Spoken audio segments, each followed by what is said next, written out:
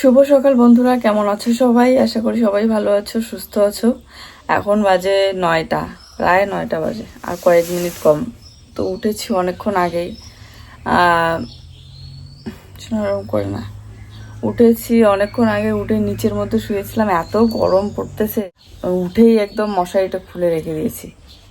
আর গরমের দিন পড়েছে তো, এই 2 দিন ধরে খুব গরম হচ্ছে। আর সকালবেলা করে গরমে বিছানায় থাকাই যায় না, আমাদের ঘরে খুব গরম পড়ে।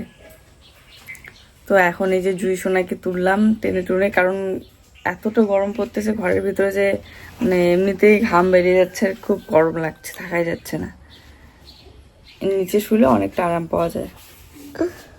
উঠো উঠো, চোখ খোলো, স্কুল আছে। সোনা সোনা বাচ্চা, কাজ সব আছে। আগে রান্নাঘরটা ঝাড়ু দিয়ে জুয়ের জন্য ভাতটা বসিয়ে দিলাম, 9:30 বাজে। স্কুলের টাইম খুব তাড়াতাড়ি হয়ে আসবে। আর এখানে মুসুর ডাল কালকেই ভিজিয়ে রেখে দিয়েছিলাম, রাতে বড়া খাবো বলে। রাতে তো মাংস বানানো হয়েছিল, তো আজকে এখন মুসুর ডালটার বড়া নালে কিছু একটা বানাবো। সকালবেলাটা হাতে মানে পড়ার জন্য বেশি একটা টাইমই থাকে না, এই যে উঠতে করে ফেলে দেরি। এখন একটু বসলো, ওইটুকু পরে পড়বে। আমি ওদিকে ভাবছি কয়েকটা মিষ্টি কুমড়োর পাতা নিয়ে এসে মুসুর ডালটা সহ বেটে বড়া বানিয়ে দিই। আর পাতাটা একটু কুচি কুচি করে কেটে দেবো। কালকে পুঁই শাকের পাতা দিয়ে বানিয়েছিলাম, দারুণ লেগেছিল। এই যে কচি পাতা পেয়েছি, সবে ডগাগুলো উঠছে, সেদিন কাটলাম, সব শেষ, একটুই পেলাম তো। যখন সকালবেলা ঘুম থেকে উঠেছিলাম তখন প্রায় 5:30 কি 6টা বাজে। এত সকালবেলা তবুও মানে খুব গরম লাগছিল। আর এত গরমের মধ্যে একটু যদি হালকা ঠান্ডা হাওয়া পাওয়া যায় বাইরের, তখন মনে হয় যে আরও ঘুমটা ভালো হবে। আমি এমনিতেই নিচে শুয়েছিলাম ঘুমটা কাটানোর জন্য মাদুরের মধ্যে, আর দরজাটা খুলে দিয়ে পর্দাটা তুলে দিয়ে, আর সুন্দর হাওয়া ঢুকতেছিল, ওদিকে ঘুমিয়ে পড়েছি আবার। তাই আজকেও উঠতে দেরি হয়ে গেল। এই গরমে ঘরের ভিতর যখন থাকা যায় না, তখন মনে হয় বাইরের হাওয়াটা খুব বেশি ভালো লাগে। আর একটু যদি পাওয়া যায় সেই ঘুম পায়।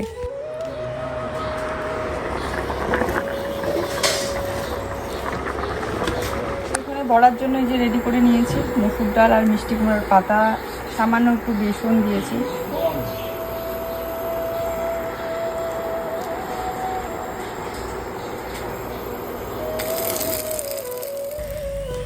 আমার পর তো মানে জুয়ের বাবা তো ভাতের সাথে হচ্ছে যে কোনো কিছু ভাজা থাকলে ওর খাওয়া দাওয়াটা নাকি ভালো হয়। এটা এর আগেও বলেছি, একটা মানে কড়া ভাজা লাগে, হয়তো আলু ভাজা, তাছাড়া যতই মাছ হোক বা মাংস হোক, যদি একটু ভাজা থাকে, পাঁপড় ভাজা, এরকম যে কোনো কিছু একটা লাগে, বা বড়া ভাজা। তো এই বড়াগুলো ভীষণ পছন্দ করে। তো এখনও ঘরটাও গোছানো হয়নি। তো জুইকে এই যে খাবার খাওয়াই দিয়ে পাঠালাম স্কুলে। আর গরমে ভালো লাগছে না, ফ্যানের হাওয়া ছাড়া তো 1 মিনিটও থাকা যাচ্ছে না। আর এই ফ্যানটার মানে এত হাওয়া, এই যে বসলাম না, দম একদম মানে নিঃশ্বাসটা কেমন যেন বন্ধ হয়ে আসে, এত স্পিডে আসে হাওয়াটা। তো চলো এখন ঘরটা গুছিয়ে নেই, ঘর গোছাবো। এখন বাসন মাজা হয়নি, আগে তাড়াহুড়ো করে খাবারটাই রেডি করে খাওয়াই দিলাম। আর এদিকে খাবার রেডি করতে করতে দেখি 10:30 বেজে গিয়েছে। তো তারপরে এই আধা ঘন্টার মধ্যে ওকে খাওয়াই দিলাম। দেখেছো কোনোদিন এত সকালবেলা উঠে ফ্যান চালু করতে? আমরা তো রাতেই সারা রাত ফ্যানের হাওয়া ছাড়াই ঘুমাই। তো বললাম না, সকালবেলাটা এতটা পরিমাণে তাপমাত্রা আজ। আর এই দেখে জুইয়ের পাপা তো স্কুলে জুইকে রেখে এসে বারবার বলছিল যে বাচ্চাটার আজকে যে কী অবস্থা হবে গরমে। স্কুলে তো ফ্যান থাকে, তারপরেও ওই স্কুলের ড্রেসগুলো তো গরম লাগে খুব, এটা নিয়ে ওর চিন্তা। যাক, প্রত্যেক দিনের মতো এই যে বিছানাটা গোছাইতে ধরলাম। এখন আমার বিছানাটা গোছাতে অনেকটা সময় লেগে যাবে। আর এদিকে ঘর ঠর ঝাড়ু দিয়ে পরিষ্কার করে নেব। কার্পেট, মাদুর এগুলো সব তুলে আমার ধুয়ে দিতে হবে। আর একটা অসুবিধা কি জানো, এই গরমে ফ্যানটা অফ করে আমাকে ভয়েস দিতে হয়েছে, কারণ বাড়ির পিছনের দিকে থাকা যায় না ফ্যান ছাড়া এক মুহূর্ত, এত গরম পড়তেছিল, হাওয়াও নেই। তো এদিকে আবার ফ্যানের মধ্যে ভয়েস দিতে গেলে তখন আবার মানে ফ্যানের যে শোষো শব্দটা সেটা চলে যায় ভিডিওতে, তখন শুনতে ভালো লাগে না। বাড়িতে বাচ্চা থাকলে এই লাইট কালারের বিছানা চাদরগুলো খুব তাড়াতাড়ি নোংরা হয়ে যায়। আর বিশেষ করে এই যে কাল রাতে জুই আর্ট করেছিল, তো কালার মানে ড্রয়িং করছিল, তো কালার ঠালার একদম বিছানা চাদরে ভরিয়ে ফেলেছে, আর খুব নোংরা লাগছে দেখতে। এই জন্য সবসময় ওকে এই মাদুরের মধ্যে বসিয়ে বই পড়ে, তাহলে বিছানা চাদরটা অন্তত ঠিক থাকে। চলো, যে রোদ পড়েছে এগুলো তো ধুয়ে দিলে আজকে মনে হচ্ছে শুকাবেই। আর বাইরে বের করে রেখে দিই আপাতত, আগে ঘরটা ঝাড়ু দিয়ে পরিষ্কার করে নিই, তারপরে ধুবো। এবার সমস্যা হয়ে গিয়েছে, নতুন একটা করে জিনিস নিলে আমাদের ঘরে রাখার আর জায়গা হয় না। সব মানে জায়গা মতো একদম সেট করা, যেমন শোকেসের জায়গায় চারিদিকটা মানে ভর্তি আর কি। শুধু ওই ঠাকুরের সিংহাসনের ওইদিকে যে চেয়ারগুলো ছিল সেই জায়গাগুলো একটু ফাঁকা হয়েছে, তো ওইদিকে জল পড়ে, তার উপরে ওইদিকে এত ভিতরে কী আর জিনিস রাখবো। ফ্যানটা রাখি, কিন্তু যখন এই যে ব্যবহার করা হয় তখন তো নিয়ে এসে এখানটায় রাখতে হয়, এই ফ্যানটায় রাখার জায়গা নেই এখন। তো সেদিন দিদি শাড়িটা পরে গিয়েছিল আর দিয়ে গিয়েছে, আজ একদিন হয়ে গেল শোকেসে রাখা হয়নি, তাই এই যে ভাঁজ করে শোকেসের মধ্যে রেখে দিলাম। শাড়ি আমার প্রচুর আছে, কিন্তু পরাই হয় না এগুলো। কিছু কিছু শাড়ি তো একদম মানে অনেক দিন ধরেই পরি না। বাড়ির আশেপাশে কোনো বিয়ে টিয়ে থাকলে তখন পরে যাওয়া হয়, তাছাড়া গরমের দিনে এই পিছলা শাড়িগুলো পরতেও ভালো লাগে না বলো। যাই হোক, দেখো আমার গাছগুলোতে কত সুন্দর ফুল ধরেছে। আর এক দিদিভাই কমেন্ট করে বলেছিল এগুলো কি ফুল। এগুলোকে আমরা তো বলি ঘাস ফুল, এবারে অনেকেই সন্ধ্যা ফুল বলে, আবার অনেকেই টাইম ফুল বলে, যে যেই নামে আর কি জানে। যখন বরবটিগুলো তোলা হয় তার 1-2 দিন গাছগুলো অনেকটা ফাঁকা লাগে দেখতে, কিন্তু আবার সেই ভরে যায়। এদিকে আমার কয়েকটা টমেটো চারা কিন্তু খুব লম্বা হয়েছে আর ফুলও ধরেছে। আর এই টমেটো চারাগুলো তো আমরা যখন টমেটো নিয়ে এসেছিলাম খাওয়ার জন্য, ওখান থেকে একটা পাকা টমেটো দেখে আমি কয়েকটা বীজ লাগিয়েছিলাম। তো চারা হওয়ার পর বাবা আবার বলছিল যে এগুলোতে নাকি ফল ধরবে না, কারণ সিজন ছিল না ওটা। তো যাই হোক, এখন আবার ফুলও ধরেছে আর অনেক লম্বা হয়েছে গাছগুলো। এই জায়গাটা যদি মোছা হয় তাহলে অনেক সুন্দর লাগবে দেখতে, কিন্তু অনেক দিন হয়ে গেল গোবর দিয়ে বা এমনিতে মাটি দিয়েও এই জায়গাগুলো মোছাই হয় না। কারণ বৃষ্টির দিন মুছেই বা করবো কি, আজ মুছবো তো একটু পরেই চলে আসে হুটহাট করে বৃষ্টি, আবার ধুয়ে নিয়ে যায়, শুধু শুধু পরিশ্রম। তো আজকেই আমাদের ভুট্টার কাজ মোটামুটি শেষ। আজকে শুকাইলে পরে কালকে নিয়ে যাবে হাটে, বিক্রি করলেই ঝামেলা শেষ, যতটুকুই হোক না কেন।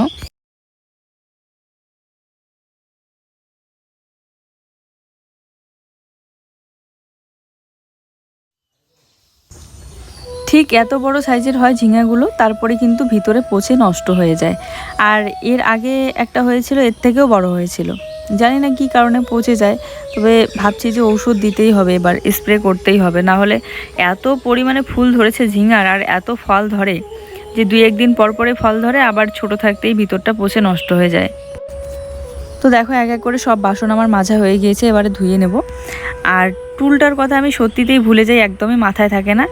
ওয়াশরুমের ভিতরে রেখে দিয়েছিলাম, ওটার উপরে সাবান, তারপরে গা ঘষার যেটা থাকে ওখানে রেখে দিই, নাহলে সাবানগুলো না চিকায় নিয়ে যায়।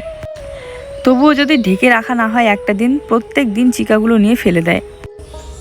চিকাটা দেখতে অনেকটা ইঁদুরের মতো, কিন্তু বড় সাইজের হয়, আর চিকা হচ্ছে মাটিতেই থাকে। যাই হোক, গতকাল এক দিদিভাই কমেন্ট করে বলেছিল এই টুলটার কথা, যে তোমার টুলটা কেন দেখি না এখন, কি করেছো।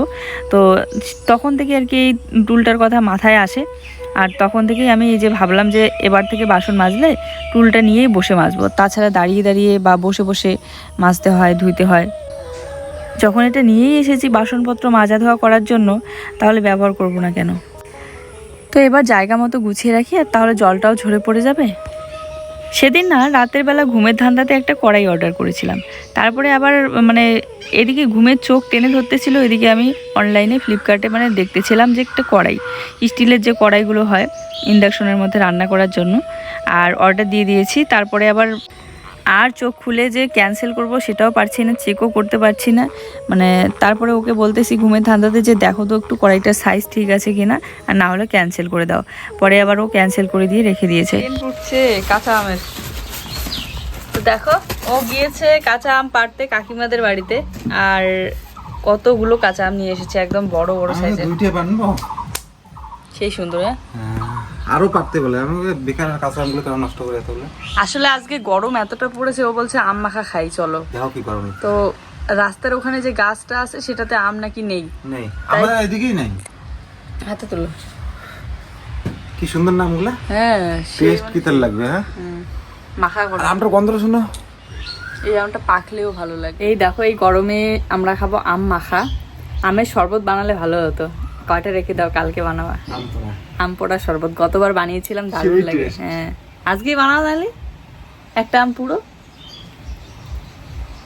উনুনটা ধরিয়ে, খুব সুন্দর।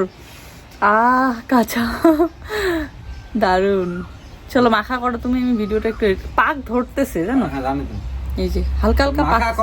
এই যে আজকে গরম পড়লো না, আর 2টা দিন গরম পড়লে এগুলো পেকে যাবে। না আমি তো সবে আমার ভিডিও দেওয়া হইলো, আর এখন আমি আসলাম এই যে বিছানার চাদর টাদর সেই সকালবেলাতেই তুলে রেখে দিয়েছি, এখন ধুবো, রোদ আছে শুকিয়ে যাবে। ভেবেছিলাম আমগুলো আমি কাটবো বিকেলবেলার দিকে, কিন্তু ও বলছে বেশি বিকেলবেলা হলে রোদটা থাকে না, তখন আর খেতেও ভালো লাগে না। তো আমি আবার এইদিকে এই যে কার্পেট মাদুর বের করে রেখে দিয়েছি, এগুলো এখন ধুয়ে দেবো, ততক্ষণে ওইদিকে আমটা কেটে নিচ্ছে। আর এই আমগুলো নিয়ে আসার জন্য ও গিয়েছিল হরিশদের বাড়িতে, ওদের বাড়ি থেকেই নিয়ে আসলো। ওদের বাড়িতে আম গাছও আছে, লিচু গাছও আছে। এর আগে কতবার ওই গাছের আম লিচু খেয়েছি। আর হরিশ যখন ছিল তখন কিন্তু হরিশ নিজে গাছ থেকে মানে গাছে উঠে আর কি লিচু পেড়ে দিত। কিন্তু ও তো এখন নেই আমাদের মাঝে, কিন্তু তবু কথাগুলো ভীষণ মনে পড়ে। একে তো লাইট কালারের বিছানার চাদর, তার উপরে এতটা নোংরা হয়েছে, যদি এবারে হোগলা সাবান দিয়ে ভালো করে ঘষে ঘষে না ধুয়ে দিই তাহলে দাগ ঠাকগুলো উঠবেই না।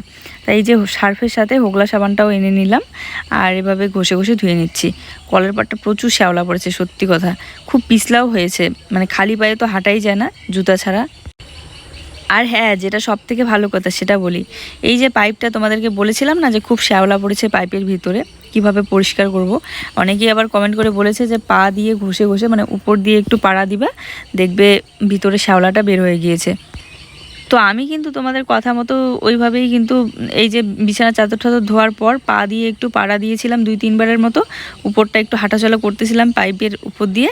তারপরে দেখি সত্যিতে শ্যাওলাটা বেরিয়ে গিয়েছে আর খুব সুন্দর পরিষ্কার হয়েছে। আর বাবা ওইদিকে বাসটা নিয়ে গেল বাইরে। হ্যাঁ যাও, টাটা। কাছাকাছি আমার কমপ্লিট, সবে ধুয়ে দেবো, এমন সময় মেয়ে বলছে যে মা টিউশনে যাব, রেখে আসো। তো এখনও কতটা ভদ্র হয়েছে, কয়েকদিন আগে কি কান্না করতো যাওয়ার কথা শুনলেই, এখন দেখো নিজে নিজে ব্যাগ গুছিয়ে আমাকে বলছে এগিয়ে দিয়ে আসো, তাই এগিয়ে দিয়ে আসলাম। ওই যে যাওয়ার সময় দাদা নিয়ে যায় আর নিয়ে আসার সময় জুয়ের পাপাই দুজনকে নিয়ে আসে। এগুলো বের তো করেছিলাম অনেক সকালবেলা, ওকে সেই যখন স্কুলে রাখতে গিয়েছে তখনই সার্ফ আর সাবান নিয়ে আসতে বলেছি, নিয়ে আসার কথা মনেই ছিল না। বাড়িতে এসে আবার যখন জুইকে স্কুল থেকে আনতে গেল তখন নিয়ে আসলো, এই জন্য দেরি হয়ে গেল ধোয়াধুয়িটা।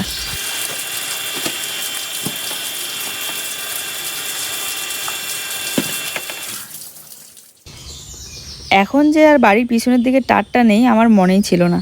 তো তারপরে নিয়ে যেহেতু আসলাম এখানটায় মেলে দিচ্ছিলাম, তারপরে আবার একটু পরে বাড়িতে গিয়ে দেখলাম যে বাড়ির টারটা ফাঁকাই আছে, তখন নিয়ে গিয়ে আবার ওখানটায় দিয়েছি। আর রোদ প্রায় শেষের দিকে, তো বাবা ওইদিকে ভুট্টাগুলো তুলে নিচ্ছে একদম বস্তাতে ভরে।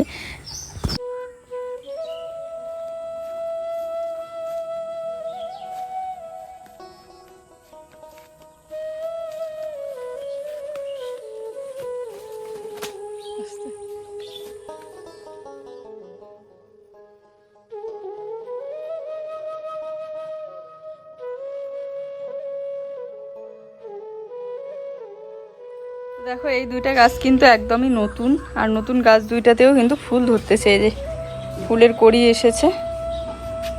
এটাও নতুন, এটাও নতুন, মানে সবগুলো এগুলো নতুন চারা করেছি আমি। আর বিছানার চাদরটা নিয়ে এসে আবার এখানটায় মেলে দিলাম, হালকা রোদ আছে, মানে রোদের যে তাপটা সেটা আছে, শুকিয়ে যাবে। এখানে ওই যে আম নিয়েছে, আম কাটবে এখন।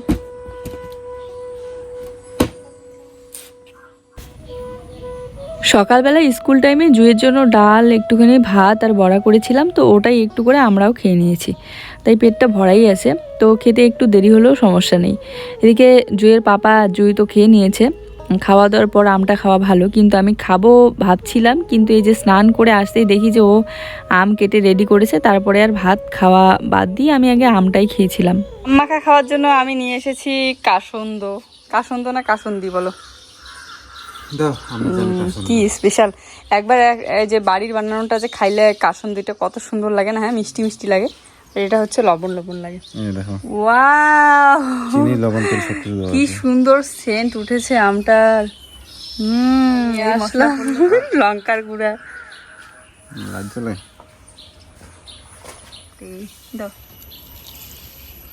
অরিজিনাল লঙ্কার গুঁড়ো না? অরিজিনাল লঙ্কা, তো ডুপ্লিকেট। বেশি দিও না, বেশি দিও না, আবার কাঁচা লঙ্কা দিবা, ঝালে খাওয়া যাবে না। এর আগে একদিন আম মাখা খেলাম, এতটা স্বাদ লাগেনি, আজকেরটা দারুণ হয়েছিল। আর বিশেষ করে কালারটাও দেখো কত সুন্দর, কারণ একটু পাক ধরেছে। একটু খাওয়া এই সেই টেস্ট। দারুণ। টক টক ঝাল ঝাল মিষ্টি মিষ্টি সব কিছু। মিষ্টিটা একটু বেশি হয়ে গেছে। না টকের জন্য দেখো তো। আমি ক্রিম দিছি, দেখো কি ঘেমে যাচ্ছি, সেই ঘেমে যাচ্ছি।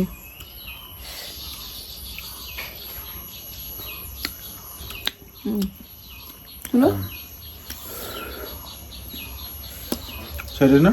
হুম সেই টেস্ট। কেমন সেই লাগে না? আম খাওয়া কমপ্লিট। আর এই যে এখন দুজনে দুইটা কয়া। দুজনে দুটো কয়া নিয়েছি। এই যে খাওয়া শুরু। কয়টা চুষতেই সেই লাগে। আর এই ঝোলগুলো লাগাও। যেমন ঝাল হয়েছে। হ্যাঁ, মরিচ গুঁড়োটা না দিলে ঝাল হতো। তো রাতে রান্না হবে আজকে সয়াবিনের ঝোল আর ভাত। এই যে ভাতের জন্য উনুন ধরিয়ে দিচ্ছে ও। কতদিন হয়ে গেল, কতদিন আগে ব্রাইডাল সাজিয়েছিলাম, মানে বিয়ের একটা লুক ছিল, তখন একটুখানি কলকা করেছিলাম। আর সেই কতদিন পর আজ একটু হঠাৎ করে ইচ্ছে হলো কলকা প্র্যাকটিস করার। তো দেখো আমি দেখাচ্ছি ব্যাক ক্যামেরায় প্র্যাকটিস করছিলাম। এই যে এভাবে বোঝা যাচ্ছে না, আমি ব্যাক ক্যামেরায় দেখাচ্ছি, এতদিন পর করলাম।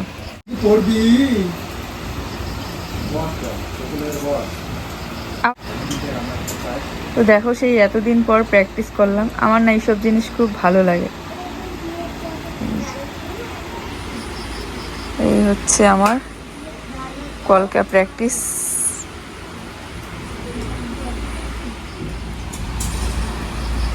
এই যে কত সুন্দর লাগছে, আরো ভালো করতে হবে, ভালো করার কোনো শেষ নেই, তাই না?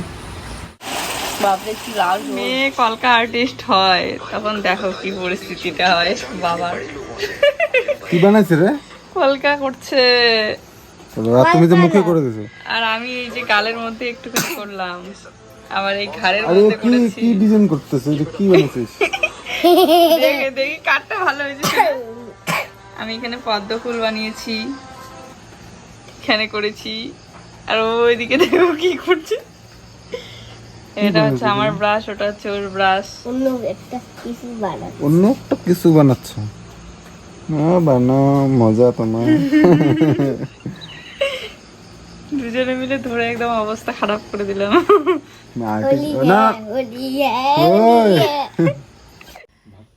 কলকা, মেকআপ, হেয়ার স্টাইল এসব না মারাত্মক জিনিস। এসব এমন একটা নেশা, যদি একবার মানে নেশা ধরে যায় তখন মনে হয় যে সারাক্ষণ এগুলোই করি। আর না করতে পারলে মাথাটাই খারাপ হয়ে যায়। 3 দিন ধরে আজকে হেয়ার খুঁজতেছি স্টাইল করার জন্য, কিন্তু পাচ্ছি না। এদিকে ও মানে জুই ঘুমাচ্ছে, জুইয়ের বুকটা কিন্তু বাজতেছে, ভালো করে শুনবে।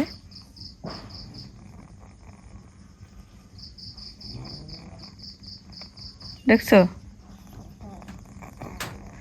বুকে জুইয়ের বুকটা বাজতেছে, তার জন্য আমরা ফ্যানের হাওয়াও খেতে পাচ্ছি না, কাশি হচ্ছে। এদিকে ও দেখো কি পরিমাণে ঘেমে গিয়েছে। হ্যাঁ, এদিকে ও ঘেমে যাচ্ছে গরমে। আর মশারির উপরে এটা না দিলে হয় না, কারণ লাইটটা একদম সোজা এসে লাইটের আলোটা চোখে লাগে। আর এদিকে বাচ্চার জন্য ফ্যানের হাওয়াও খেতে পাচ্ছি না, বাজতেছে ওর বুকটা।